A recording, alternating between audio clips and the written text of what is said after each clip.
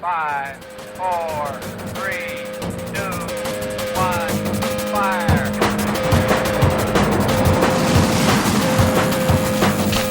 The only thing we have to fear is fear. Mile 18. This is Endurance Nation. Hey there, welcome to the Endurance Nation podcast. My name is Patrick McCran and I'll be your host. Every week I break down a different topic on endurance sports, training, racing, strategy, using Endurance Nation's 4 key values of consistency, community, camaraderie, and competition. Being an endurance athlete is not easy. You're juggling many different things, including time, resources, money, travel, work, life. It gets stressful at times, but what we do inside Endurance Nation is break things down to their basic building blocks. Make sure that you can put them into practice, whether you're training or racing, to make you a fitter, faster, and smarter athlete. We've been doing this since 2007 and helped thousands of athletes just like you reach their own personal best and the finish line that they've been chasing for a very long time. We look forward to helping you here on this podcast, but you can also follow us online at endurancenation.us, or if you're looking for a specific topic, just Google Endurance Nation and the topic. I'm sure we've got something. Otherwise, sit back, relax, and enjoy the show. Endurance Nation.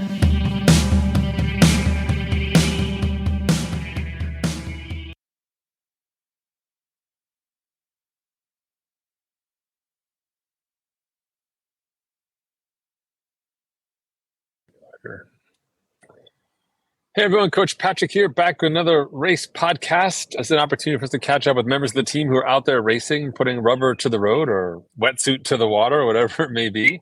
Today we're joined by Mr. Gregory Palmer. Greg, how you doing? I'm great. How are you, Coach Patrick? Doing super well. I am outside. Apparently, I did not see it, air quality warning like you, but I'm going to roll the dice and be outside. Yeah, the sunshine in the background looks wonderful, but it's about 95 here, and we just got an air quality alert. So my wife was outside working out actually earlier, and she was hacking and coughing. My dog was hacking and coughing, so I'm coming inside. Turn the AC on. Yeah, that's right. Yeah. So fortunate, like, we get to do that stuff, but also, like, Canada, come on, what's going on up there? Okay, so it's funny. I actually had a group chat with a few of my friends, and there was the New York Post last week was like, blame Canada. Yes. The Canuck fires. I'm like, let's throw every epithet out the window. And I'm like, this is offensive to me. I'm Canadian. Oh, come on. Like, we do so much wrong. Like, it's as America, like our influence globally, etc. Like, this is not a political conversation, but we're all over the map, and the impacts of what we do, we don't really think about it like any individual. Yeah. No, it's just going to do this. I didn't think about the repercussions, but as soon as repercussions happen to me, I am hyper aware. Exactly. Like, wait, who's taking my workout away? It's interesting. I want to actually have a conversation. I have an uncle who worked for Ducks Unlimited, and then he worked for the forestry department in Canada for 30 years, and he was actually in charge of all the fire crews back in the day, nationally. Yeah, so I'm actually interested to have a conversation with him about what he thinks is going on and stuff like that. So yeah, that will be coming up hopefully soon. Oh, good. Well, I expect a report back, even though it's nothing to do with endurance sports. We'll take it. It's affecting who we are. Okay, well, you've been racing the short course, and you made a transition yourself. So I want to dive more deeply in our conversation today around your thought process around the short course. Is it just for love of the game? Is it something else? And where do you see this sort of in your trajectory? If we asked you last year, I don't know if you would have said, hey, I'm doing a bunch of short course stuff this year. But you're crushing it. So I want to just open up that box there and hear where you're at. Yeah, like my original journey into triathlon happened in my late 20s. I swam in college, obviously. And then after college, I started lifting and powerlifting and a lot of weight. I was 261 at one point. Yeah, my wife actually knew me when I was that big. And so like I don't know if I'd be healthy per se, but very large, pulling a lot of weight, did really well. Then came to a realization, like even at the weight that I was at, I probably wasn't that healthy. And plus all the guys around me that were pulling way more weight and probably 20 to 25 pounds more than I was were definitely enhanced.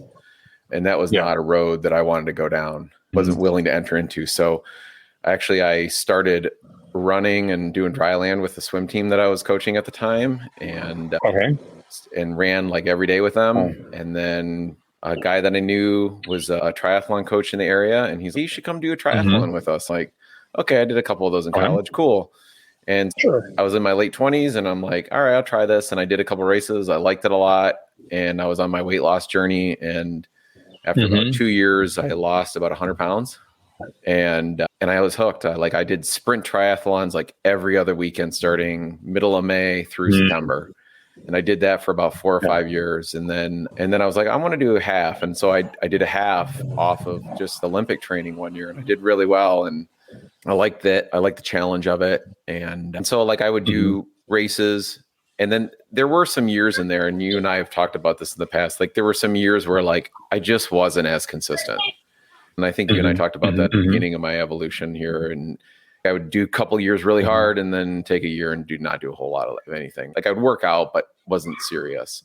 And so my trajectory went back to long course after quite a while, and I stayed there for a long time. And I had my first half Ironman, and I thought, I'm going to just do that double, and I'm going to go double that plus 20 minutes, and that's going to be my Ironman time. And sold, right? Yeah, that's how it's going to work. And so I went to Louisville, and it was 95 degrees that day, and I went 12:45 and thought I was the worst human being on the planet, and this can't be. I should be 11 hours. And so okay, how do I reset? And reset myself for a couple of years, and went back and took an easier year, and then really worked at it again. And then had some really good success with the halves, and then finally went under 5 hours and a half, right? I was like, okay, I'm ready. So did another Ironman. Dropped a ton of time. I went from like 12:45 to my second one where I went like 11:20, and I was like, okay, yeah, now I can. I know I don't quite have the run yet, but I know I can get there. And then last year, my process going into Florida was like a 2-year process because I deferred the 1 year because of COVID and stuff like that. And last year I put in an excellent block, and I think I just going in like I definitely felt like I had the ability to go under 11 hours. And be in that 10 range. The bike was there. The swim has always been there. The run was getting there. And I think it was just a bit of, I need to learn how to manage the nutrition better, even more so than I do. I think I'm like pounding what I need to do, but I think I need to go beyond where I'm at with the nutrition in the long course. I need to figure that out. That is still not something that's completely off the table for me. But 2 things came out of that is I was like, okay, I didn't qualify again because I've qualified for worlds, for short course, for sprint, for Olympic, beyond, but never in long course. Okay. It's always been this kind of ideal. I want to qualify and go, right? That's really what it's always been this dream. Like my journey into triathlon was when I was in college. I had a college coach who was in Ironman too, and he actually just lives across the street from me now. And he had us into a little bit of triathlon and during swimming in college. And I remember seeing the cover of Triathlete magazine and the Canadian guy who won it a couple times from BC. And I remember looking at that cover, right? Being a Canadian kid, like seeing the cover of him, like winning the Ironman championship. That was like my first like realization of what Ironman was. Yeah. And it's like, you hear about it from pro athletes who like, you're like, oh, I want to do that. That's it. That 1-day race, right? That is where it's at. Yeah. And so it's always been this kind of quest, right? And I did Florida. And then this year, as you saw in the group chat, I got one of those roll down slots to Nice. And I was like, I really want to go financially. I don't know if I can do that. But then something else happened like along the way. Like obviously I have a family, right? My wife and I are both very active. My wife doesn't race, but she's super active. She runs every other day. She lifts, she does yoga. She's like super active. She's a really good track and cross country and basketball player in high school. And my son is very active. He plays a lot of sports. He swims his main sport, but he plays basketball, plays soccer. And he's always been into biking, right? Like he loves his bicycle. And so a couple of years ago, we had him do a couple kid triathlons before COVID, and he loved it. Like even as a 5-year-old, right? He was like, this is fun. I was like, that's cool. We did like one a year, and it was kind of cool. But then this year, he kept telling me, I really want to do more races. I'd really like to race. And I'm like, all right. So I put on as I turned down my slot from Nice, I thought, okay, let's go all in here, right? Let's go back to short course and because in the end, to make it successful for my family, I got to be able to travel as least as possible, but also get my son to a race where I'm doing a race and he can do a race and it's all on the same day, and to build some interest for him, not just him watching me race and then him going, okay, that's cool, but like him being able to experience it. I've purposefully been looking for races locally and maybe like even in Ontario and stuff like that since we're in Michigan, and just looking for races where there's an adult race and a kid's race paired with it in the same day, and finding those and shooting towards those, right? And helping him build a love for it. And then, and at the same time, converting myself back to a short course athlete, which has had its challenges. Okay. Thank you so much for the introduction. And I think a couple things stand out to me. One is finding that alignment between the stuff that you're doing and the stuff that you want to do well, and finding that congruence, and not just athletically, but you talk about the work that you do as a coach, right? Who you are as a spouse, like who you are as a dad. And I really appreciated that thought process that you went through with the community, really thinking about it and saying like, where do I want to go? Because where do I want to go isn't just, do I want to go there? You really thought about it from the context, from my perspective, of if I choose to go there, then what are all the effects of that decision? What does that mean for my summer? What does that mean for my spouse? What is it? And I don't think people really appreciate that depth. I would put that to your, partly it's your personality, but also like your coach mindset is like, when I ask an athlete to do something, what am I really asking him or her to do? What are all these different pieces of the puzzle? And I think that's part of what sets you apart as an athlete, is you're able to intuit all of those other layers to what you're really saying. And so I appreciate that part. And I think your transition back to the short course side is actually like a huge step forward for you. I think one of the issues that athletes run into in your situation, where you've been chasing a goal and it's hard to get to, which is great. Like, you want goals that are out of reach. You want to be stretching. Is that like, it can at times take some of the fun out of the process. You're like not getting the prize, like after a while, you're like, not so fun. And so part of why I'm excited for you this season is you're getting back to kind of your roots, which is, it's a challenge in and of itself, finding your speed that you talked about, finding excellence, like working on the fast twitch, which you enjoy, but still takes work, right? As you push the needle towards 50, but also sharing that with someone else. Like, I think there's just a whole bunch of upside for you. How, as you think about this year, like you talked about the criteria of selecting races, but what do you think your top three sort of like takeaways are going to be from a year where you turn the dial in locally, that you think will eventually transition to better long-term outcomes for you as a triathlete? Yeah, I think definitely, like, I attribute a lot of my ability to race and train, right? It's funny, I watched a little video of Lionel Sanders where he like had this little clip in there where he's like, because even if I retire, I'm going to train like a maniac because I love exercise. I love exercise so much that I will never stop doing that. And I'm the same way, right? I had this thought the other day when I woke up for the race at 4:45. I'm like, oh my God, it's 4:45. And I'm like, so everybody's okay, we all wake up at 3:30 to eat for an Ironman. But I'm like, everybody does that once or twice a year. I'm doing that every 2 or 3 weeks right now. So that part of getting ready for the race requires a lot of patience, especially like when I'm training for an Ironman. It's more so like my wife and I agreeing on like the time, right? A lot of is the time management of, okay, I got these workouts coming up. How do we shuffle some things around? I tell you what I need on the schedule. How do we shuffle? What can I cut back? What do I absolutely have to do? Things of that nature. And I attribute a lot of my ability to race and to train at the level that I do to the relationship that I have with my spouse and my partner. Like, a lot of that comes back to that. Like, I don't sign up for an Ironman or any race unless there's a conversation between my wife and I and our family. Like, it is a family decision. I really would like to do this race. Here's where it is. Here's what's involved. Okay, let's go ahead and do it. Right. I'm always training, but when there's a race decision, because racing, my wife's an athlete too. So she knows, like, it's more than just waking up and going to the race. There's the prep the day before, get the bikes ready. And now I'm not just getting myself ready. I'm also getting my son ready. So I'm prepping 2 bikes. I'm prepping 2 bags. I'm 2 transition stuff. Right. So there's it's double the load the day before. And then, so that means I'm distracted for a couple hours doing those things. And then like, the morning of, it's okay. I've got my stuff and I've got my son's stuff. And obviously we put him in charge of trying to look for things, but he's 8 too, right? So it's okay. Do you have your helmet, your goggles, your race suit, your shoes?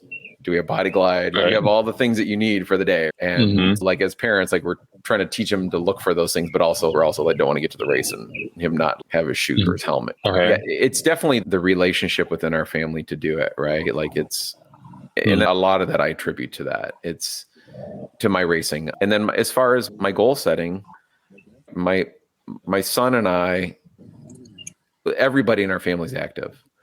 But my son and I have really gotten into following with social media and the way that the pro athletes, I hear about the older athletes are like, oh my God, I'm glad I don't have to do social media and the video and all the other things. And I'm like, yep, but you didn't make as much money as they do now. And they're like, look, the prize money's kind of the same. I'm like, yeah, but the sponsorship money is not the same. And they have to sell a package besides them being a great athlete and going to win races. That'd be nice. Like all I have to do is train and go win races and I'm going to get millions of dollars. And that's not true in triathlon. And like runners, like marathon runners have $1 million contract with one shoe company and one brand. And that's it. Whereas like triathletes, you got to have 5 to 10 brands to make 100, 200 grand a year. Plus then you get your prize money and your PTO and stuff like that. For us, we love following them because of the inspiration, but also I like showing my son like the different lifestyles that are available in the active lifestyle, right? And there's different athletes to follow, but we follow a variety of them because they live their lives a little bit differently, right? You have Lionel, who's a hermit from time to time and just pounds the crap out of himself. And it's really interesting, but he does have his family time at night, right? You see that. But then you have another pro athlete that he follows is like Paula and Eric, right? And Eric Lagerstrom and Paula Finley, and they have a great YouTube channel and seeing that they live a normal life on top of their professional life and showing them that's available.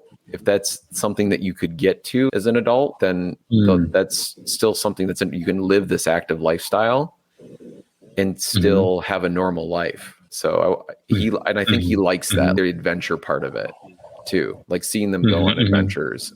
So he's asked to do more racing, and that's why I've switched back to the short course. Our goal became, all right, let's go to nationals. I actually got a national invitation, and I don't know why. I think it was probably from Ironman Florida. I got a USAT invite, and they're like, hey, you're qualified for USAT nationals. I'm like, I did not race any short course last year, but I'm not the best, but I've always attributed myself to, I'm always in the top 5 or 10% of every race I enter. So I'm always in the game. And I guess one thing for me personally that motivates me, I'm going to be 47 this year. And I'm looking at the calves of the guys in front of me or near me. And I'm like, God, these guys are 10 or 15 years younger than I am. I'm like, holy cow. And so that's mentally been a bit of a challenge, but I'm still in the game. I'm still finishing top 4 or 5 in my races, winning my age groups. And so I'm like still competing with guys that are a decade younger than I am or younger. And I like that. So for the athlete side of me, that's a big goal. Okay. I guess the thing I thought about the other day was, how long can I stay this physically fit? And that was a question I asked myself. It wasn't really, okay, I want to win a national title, or I want to go to this Worlds, or I want this medal. It was more so, like, how long can I keep this type of fitness? That was a question I asked myself the other day. I'm like, that to me is a more interesting proposition than anything else. And I hope that the team members out there hear that, because that's really what it's about, I think, for me. And I hope it is for other people too, is I want to be physically fit for as long as I can. And I actually, in my biology courses, I teach about life expectancy and like populations and stuff like that. And I've done some reading about Peter Attia. If you don't know who he is, he has a podcast about like aging and stuff like that. And he talks about like the age curve, right? So you have like your percentage of quality of life on the vertical, and then your horizontal is your age, right? And so do you have a curve Yep. that kind of does this and fades out, right? A little J curve, or you just go like straight across and maybe it's 5 or 6 years shorter, but then it just plummets off. And I'm more for the B. I'm okay with it being maybe a little bit shorter and then just go out in a ball of flames right at the end. 'Cause I want to know that I can, because my wife and I started our family a little bit later, and I'm 40, I'm gonna be 47 this year. My son's gonna be turning 9, and so I project myself in the future. Okay, in 10 years when he's graduating high school, like I'm gonna be 57. When he graduates college, I'm gonna be in my early 60s. By the time he has kids, I might be in my mid 60s to 70s. And so I think about, I still want to be physically fit then. Like I may not be racing at the level that I am now, but I want to know that I can go out on a bike ride, go out on a run with them, go swim in the lake with them, and do those things when I'm that age. And that's been a big motivator for me is, can I stay physically fit and can I do it healthy and pay attention to my body? But there's definitely been some major adjustments to the way that I trained when I was 29, 30. And now training at almost 47. I've definitely had to find my gains, because I think when I first came on the team, I was like, Coach Patrick, I need to get back to a 300 FTP. If I don't, I'm a piece of crap. Wait a second. No, it's not the way it works. And I'm like, so I've definitely, people have seen me post on there, like, how do I find other gains? Will I have a 320 FTP ever again? I don't think so. But with a 260 to 280 FTP, can I be faster? And how can I find those gains? So I've been playing around a lot with AI bike fitting. Like I don't have $200 every 2 months to go to a fitter. Can I spend $75 a year on an AI tool that helps me get a better CDA? And so I've been tweaking that. Unfortunately, that's led to, I keep adjusting the bike position. So I got a little tendonitis when I run. So and since I'm putting in more intensity, so the one thing I do, and the one thing that you and I have talked about is, okay, what's the weekly split? What should it look like? And I think the past year, you and I have talked a few times about rest. Like you got to rest when you need to rest and take the rest days seriously. Like my Monday is a serious rest day. Like if I do anything, it's a light gym and a swim. Very easy. Even if it's floating 10 to 2100s. Tuesday through Thursday, like all endurance nation athletes, that's where the nasty work gets done. Yeah. Tuesday, Thursday bikes are right now. Once in a while I get to do threshold, but pretty much I'm doing VO2 max like every session. And I have found that I can I'm carrying a higher normalized power on my bike in the Olympic and the sprint distance now than when I was 30. Wow. So I'm like my normalized, my FTP right now is predicted at around 260, 270. I'm holding 220 normalized power. So I'm holding good numbers. I'm faster than I was 15 years ago. And a lot of that I've attributed to better bike position, more aerodynamic, things of that nature. Like I'm biking in the mid 23s. The longer the race, better. And the running is where I've definitely noticed the changes as I've gotten older. Doing some hard intervals on Wednesday. I definitely need to go back to an Endurance Nation idea, which is the durability piece. I need to run off the bike Tuesday, Thursdays. And I have not been running off the bike on Tuesdays, and I probably need to go back to doing that. Like just even if it's for a couple of kilometers, just get the legs moving off the bike, just even easy. Do the hard run session on Wednesday, do a longer, maybe a little bit of tempo work on Thursday on the run, take Friday off of running, and then do a little run off the long bike on Saturday. And I'm still doing long bikes on Saturday. That's still a major part because a lot of the reading and looking at like your plans and some of the other stuff, like I'm a coach. And so I think the way our relationship has evolved has been, I need you as a consultant. I'm a coach too. Like I coach at a very high level in swimming and I understand like physiology. So like, I'm not doing this. And you're like, okay, tweak this part of it, right? Like you need more of this, try that. And there's a long bike on Saturday, a run off the bike, usually around 45 minutes or so. And then a long run on Sunday. And then when I have no races on the schedule for a couple of weeks, I'll throw about a 75-minute bike before the long run.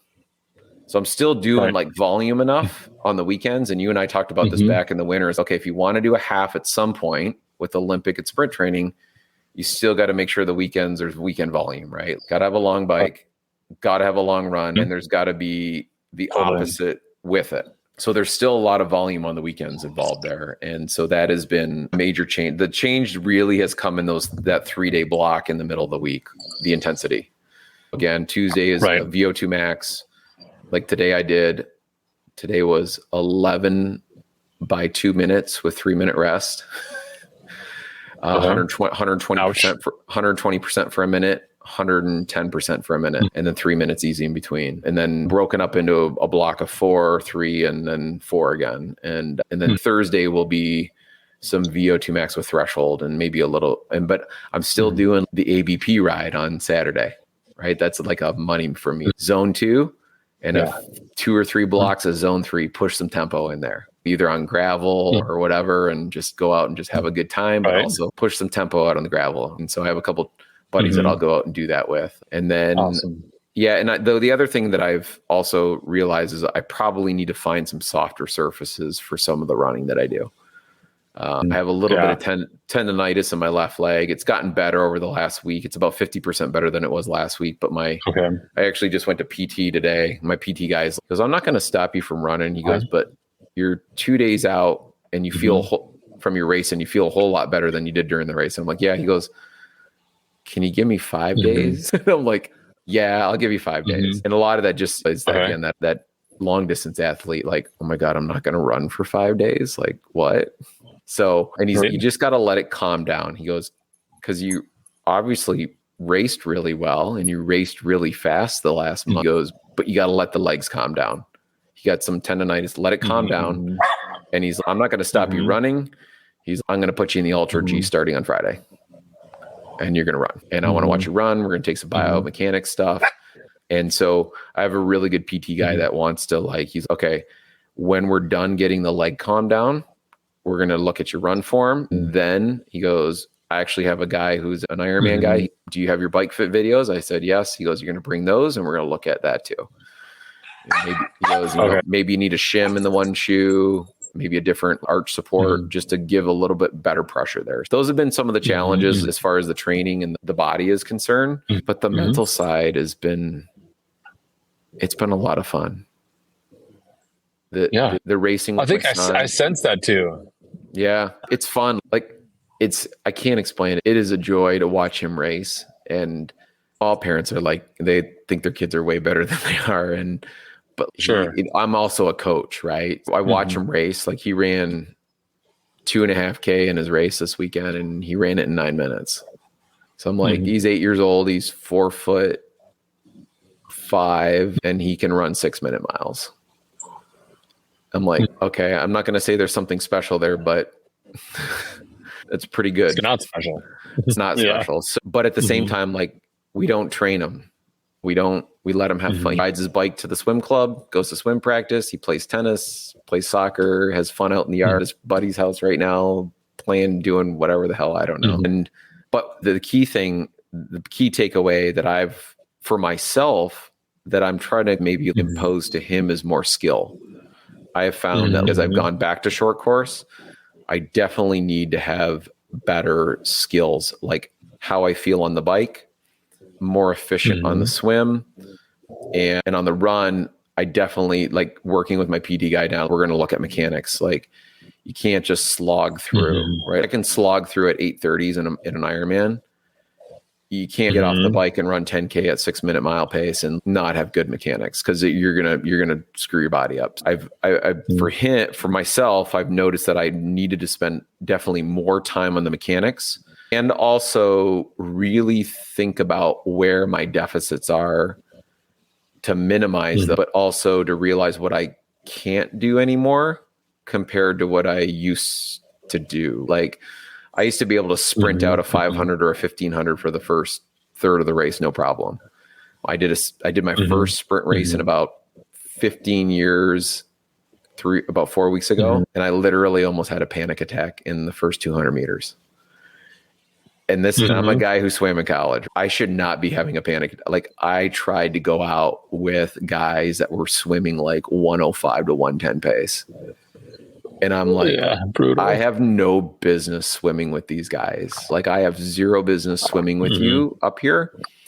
And that was silly of me to try that, because I know it takes my engine a long time to get going. I'm still, even though I'm doing sprint in Olympics and I'm still competing with at the top end of the race, but I'm still a diesel engine. And so I have to remind myself, like, yeah, don't blow yourself up the first 100, 200 meters of a swim. Build into it and then go for it. And I did that this past weekend. That was a quick adjustment that I had to make. And a lot of that I get from listening to some podcasts with some of the pros. Like, they have to make very quick adjustments, both in their training and their racing. Like, they race so much. They have to be mentally aware of what's going on with themselves. Make that adjustment. Like this, I didn't line up first for the swim this week. I got behind 2 or 3 people and they were like, oh, I think you're faster than I am. I'm like, no, it's okay. I promise I won't touch you. I'm not going to drown you. And I took the time. I built into the swim, and halfway through the swim, I was probably 6th, and I came out of the water. I came out of the water 3rd. Perfect. So yeah, so like it's learning very quickly what I should and shouldn't do in the race. Biking, the biggest takeaway for me, and I'm not totally, I am a team member with Endurance Nation, right? We are like Ironman and ultra, like crazy people, right? Like the whole team is like that. Right, I'm awe-inspired, like looking at these people who do these races, and I'm not totally away from long course. I'm going to go back to it. But one thing that I have realized is, and I think you and I have had many conversations about this over the last 3 years, you can go harder on the bike than you think, and for longer. And doing the Olympic this weekend, I'm like, yeah, I can go way harder in a half bike than I think. And so I'm excited to eventually do a half again, which I haven't been in a while. I did my prep for Ironman Florida in the fall with due diligence. I did every race simulation weekend. I never missed a workout. That 12-week block leading in, like even the 6 months before that, like I was very diligent with my training and didn't have any injuries and felt great. And like that 12 weeks leading in Ironman, I was like, I am not missing a workout. I'm doing this. But again, it wasn't like fun. Now I'm like motivated again. Maybe not quite yet, but definitely okay.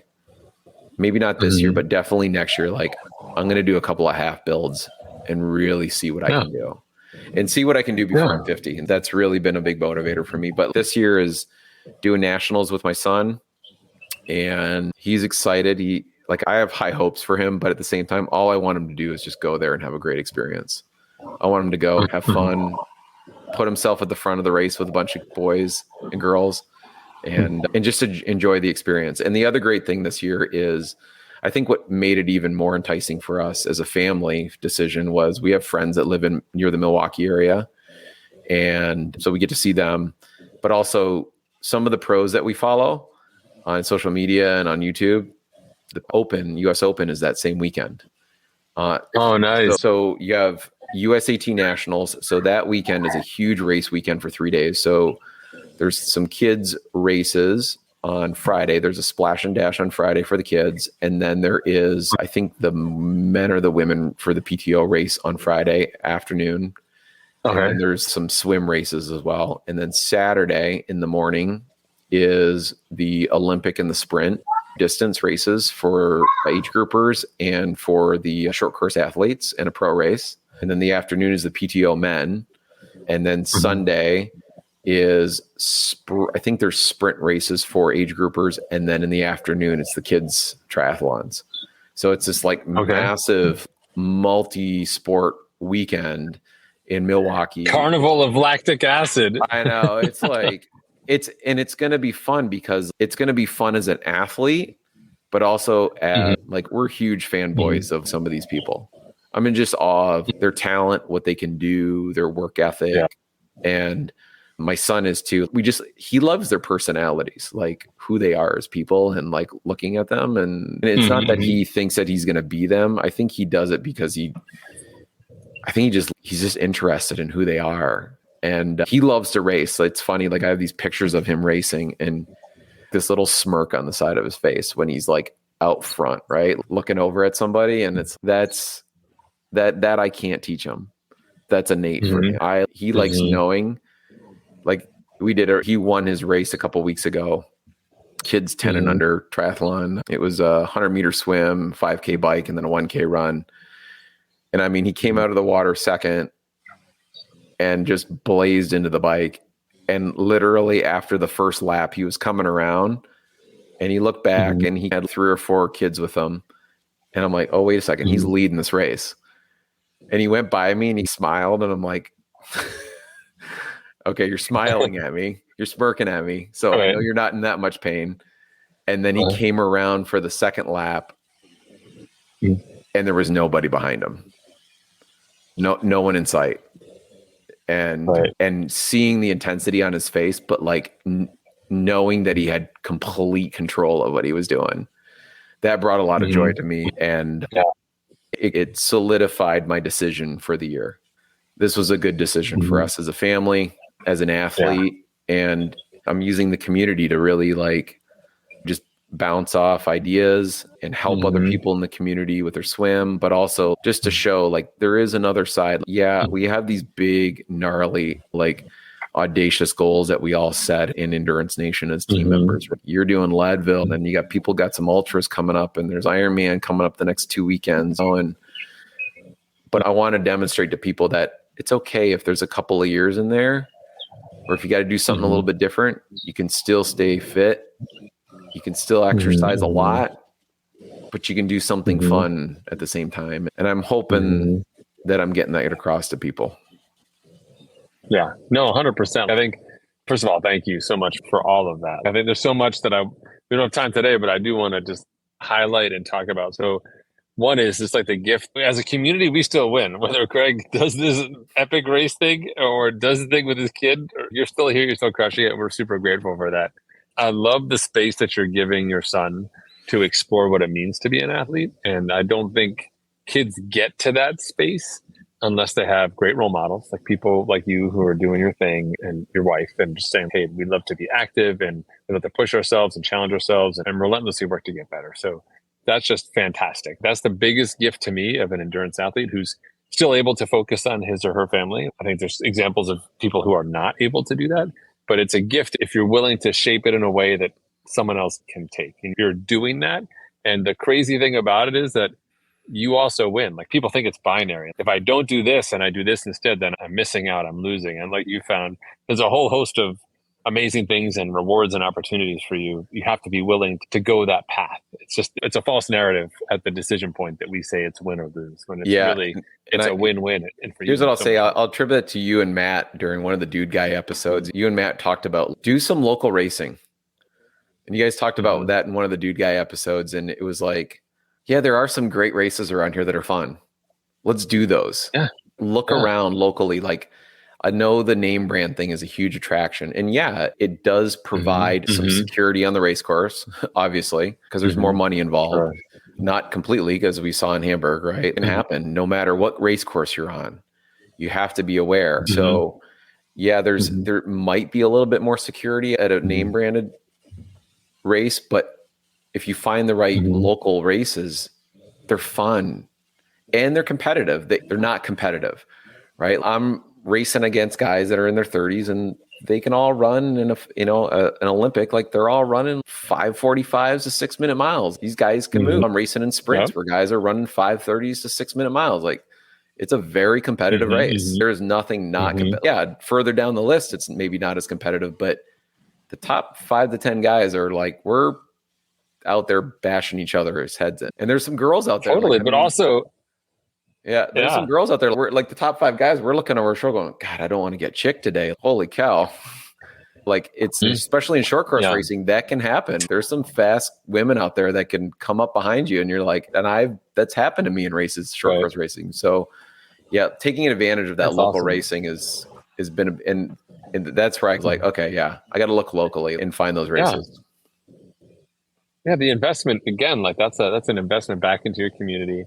And the funny thing about competition is people always look at the results and say how competitive something was, but if you're racing and you look over your shoulder and there's somebody there, it could be a person on a bicycle. Like, you don't know what's right behind you, but you hear it, you can feel it. Like this is like the physical response to competition is very different than how we intellectualize it later. And so it's not, your body doesn't discern, oh, we're in my zip codes. It's not a real thing, but I'm in another state, so it's for real. Like, that's nothing at all. That's all up here. Yeah. And I think you've taken that out. But the other piece I want to just touch on quickly is I love the differentiation, and I hope I can say this correctly, of how like you're learning to challenge your limits on, say, the bike, for example. You're like, oh, I can do more than I think is possible here because I just haven't explored the space. You're finding like untapped opportunities of like within your own potential. But at the same time, you're learning to respect your body on a weekly basis and give it the rest that it needs. And I think that's another example of how when we get away from the singular mentality of I always do this and like I do this on repeat, etc. We get outside of our comfort zone and we say, oh, like I am going to do more work, and holy cow, I can do all of this stuff, but I need to rest. We can only do both when we step away from that mentality of it always looks like this is the path that I'm walking and all of that. And so I think another net positive for you long term is that you're going to be in a position where you're going to know so much more of your own. You're going to have so much more of a map as you're building this out from your bike fit and the experiments you're playing there, but also from your ability to do work, that it's totally going to change how you race the half distance for sure. You're going to see huge dividends. Yeah, that's what I'm looking for. Is I really know that I have the potential mentally. Like I love to go hard, and I just need to find what actually the hard is. Right? What is actually hard, and what can I do, and how long can I sustain that? And I think I can maybe do a couple years of short course racing like that just to really push that limit. Because I was, to be honest, like I was afraid of Olympic distance when I was younger. And mainly because it was like, that's a sprint times 2, and a sprint is a puke fest. Like a sprint triathlon, like my first sprint this season, like the top 5 guys, like we are laying on the ground after the finish line, like all 5 of us literally within a minute of each other. Like we're laying on the ground and the medics are just standing there. Are you guys okay? And I'm like, no. We're literally on the ground because everybody's heart rate is jacked. Like you go red line from the begun in a sprint.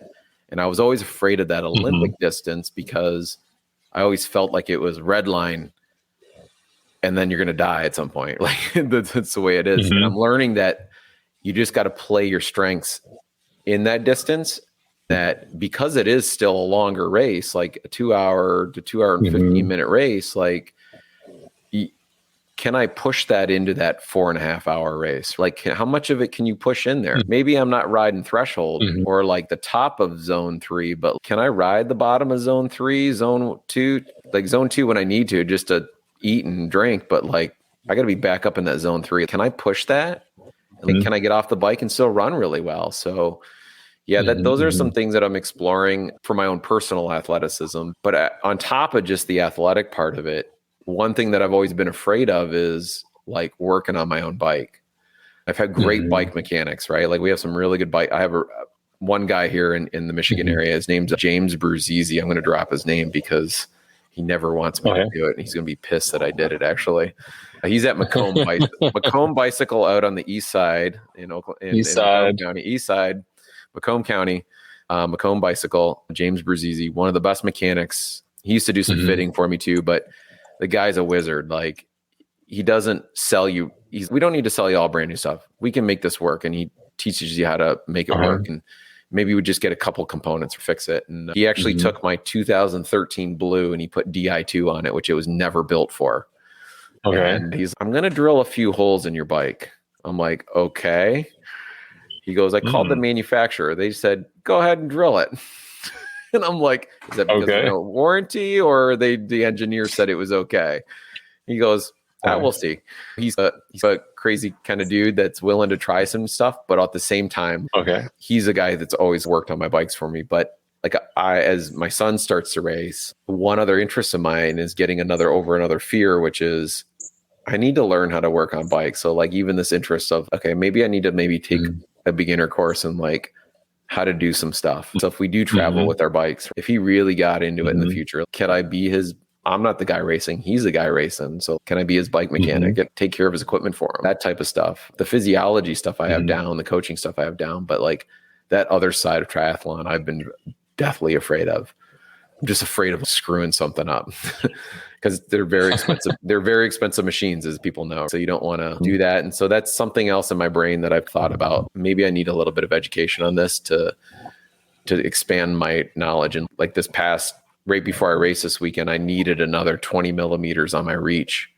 And I'm like, how do I get that? And I took the whole front end of my bike apart and I figured out how to switch the aero bar wings to flip them on either side.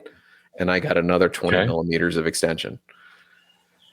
And so I played with it and I took the whole thing apart and I'm like, okay, cups came off, aero bars came out, unplugged the Di2, took the wings up, and I'm like, and I literally just looked at them and I'm like, I flipped them upside down and I'm like, oh, that's 20 millimeters. Got my calipers out and I'm like, okay, good. 20 millimeters. Here we go. And I slapped them back in and I bought myself a torque wrench and make sure I'm not cracking anything and just taking the time to do things like that. Can I help myself quickly enough to do these things instead of having to always go to the mechanic too? Love it, man. All in your brain. It's just, I can just hear the neurons like reaching out and finding friends and being like, let's build this thing. Let's do it. It's incredible. This has been awesome, Greg. I really appreciate it. Like, what a deep conversation. I thought you were just going to be like, man, I put my pants on faster and go hard. But I really appreciate the perspective. Again, like, part of what makes the team special is people are sharing their journey, whatever that journey may be. And it doesn't always have to be to the most epic race in the world. It can be about doubling down on what's right at home, like you've done, and finding new opportunities for growth. And I think one of the secrets to being able to do this for a long time, which is the secret to being faster when you're older, is finding ways to add value to those around you, to get that instant feedback, to see that look on your kid's face, to your wife is, he gets it, and all of that. Like, it just feeds. So my money's on you, my friend. The long game. Well, whether or not it's long course is up to you. Yeah, I'll be back there, and I do appreciate it, and I just want to put a little bit in for everybody. Yeah, send me your swim videos, however you want to send them to me. That's a big thing I've been trying to help people with, and I've had some takers so far. Send me some swim videos. I love to help people be faster and better, just like you do, and I'm always there to reach out. And if people want to reach out and talk to me about like what I'm doing and stuff, I'm happy to talk about it. Awesome, fantastic, so grateful, man. Fantastic. We hope the air quality gets better for you. Keep crushing those VO2 sessions for sure. Man. And I look forward to more updates from you and the team. All right. Thank you, Coach Patrick. You're welcome, brother. I'll see you. Bye-bye.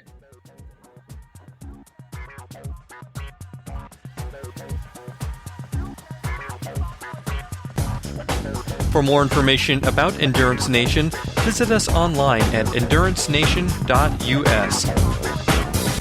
The provided music is from the Podshow Podsafe Music Network. Check it out at music.podshow.com.